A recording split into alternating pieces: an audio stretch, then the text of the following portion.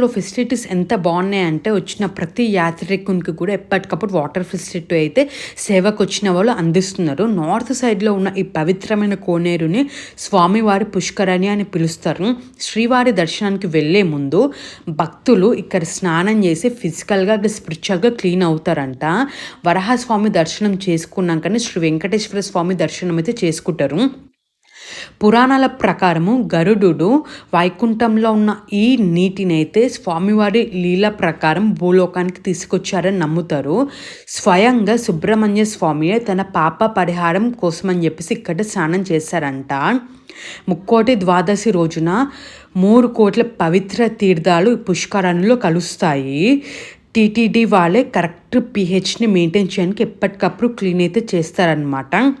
మొత్తం 1.5 ఎకరాల విస్తీర్ణంలో అయితే పుష్కరాణి అయితే ఉంది. ఇక్కడ స్నానం చేసే పాపాలు తొలగిపోతాయని నమ్ముతారు.